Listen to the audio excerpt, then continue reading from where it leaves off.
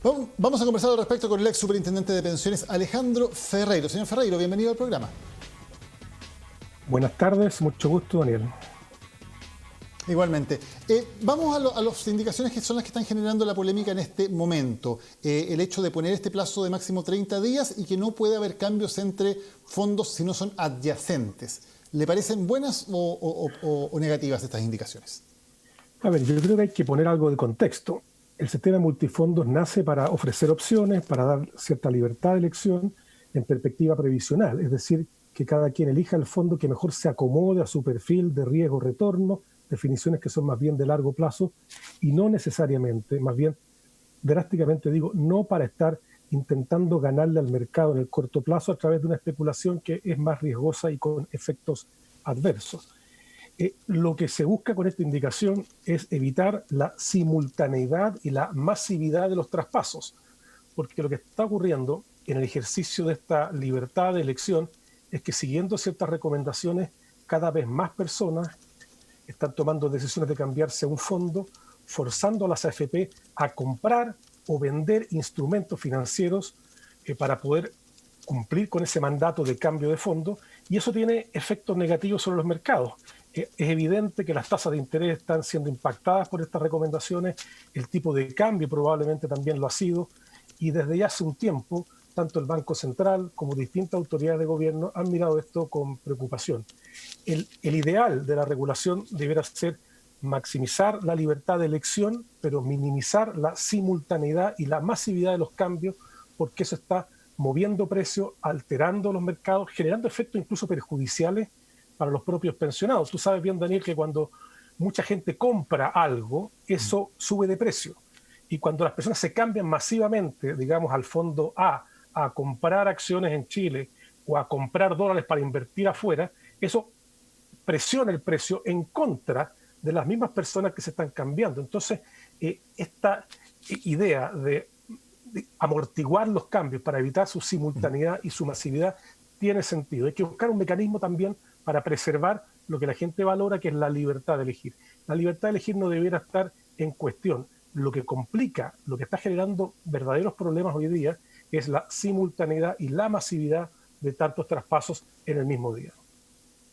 Claro, pero en la práctica estas indicaciones lo que hacen es restringir efectivamente esa libertad de elegir, porque hoy día una persona que quisiera, por ejemplo, cambiarse del fondo A al E, con estas indicaciones, si se aprobaran, tendría que hacer al menos 4 operaciones distintas y eso podría demorar incluso varios meses, con lo cual perdería todo el sentido.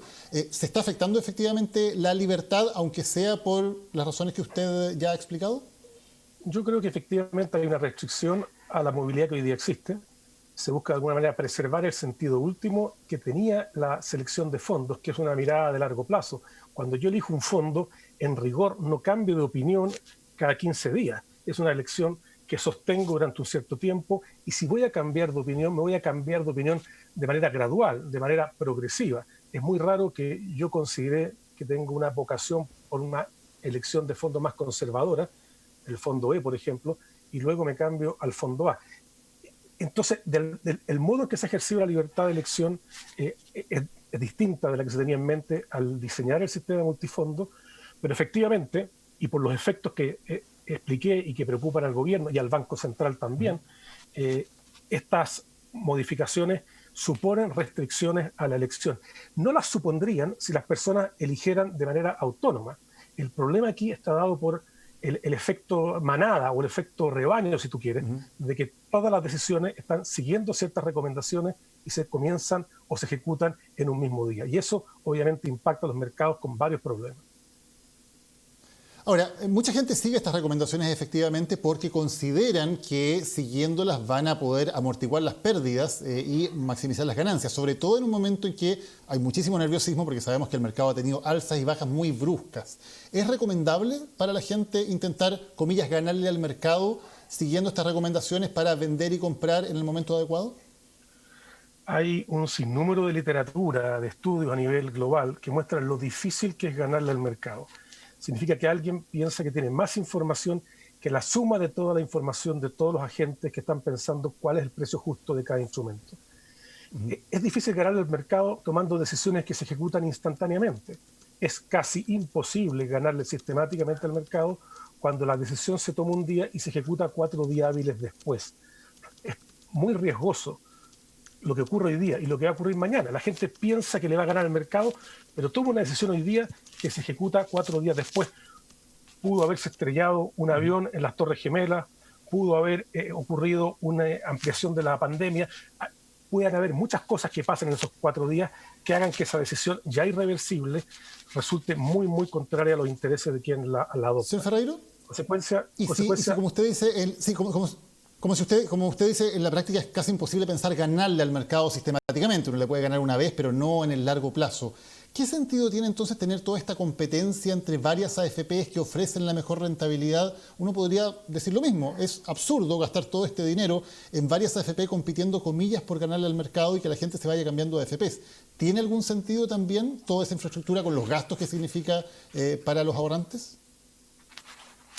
Yo nunca he pensado que la decisión de elegir una AFP u otra debiera estar asociada a la expectativa de que una AFP le va a ganar sistemáticamente a otra en rentabilidad. Hay cierta evidencia, sin embargo, que muestra que algunas tienden a hacerlo, pero en verdad a mí me parece que hay otras variables más importantes para elegir AFP que la expectativa de una rentabilidad de una que sea siempre superior a las demás. Por ejemplo, los costos de administración, por ejemplo, la calidad del servicio que se brinda. ¿Y tiene lógica tener un sistema que está basado entonces en esa competencia por rentabilidad entre AFPs? Yo creo que es bueno que las AFPs se esmeren en obtener la mejor rentabilidad. Es bueno que intenten ganarle todas a todas. Sin embargo, es bien difícil que una sistemáticamente le gane a las demás. Eso, la evidencia de estos más de 30 y tantos años del sistema muestra que no es así. Pero claro, hay ciertas diferencias que uno puede observar en ciertos periodos de tiempo y probablemente si tú le preguntas a algún administrador de AFP, te va a decir que ellos pueden lograr esmerarse. Ahora, aplanar el tema de la rentabilidad, hacerla irrelevante, sería malo, porque creo que las AFP tienen que esmerarse siempre por obtener la mejor rentabilidad para cumplir con la obligación a sus pensionados. Alejandro Ferreiro, muchísimas gracias por habernos acompañado hoy. Muchas gracias a ustedes.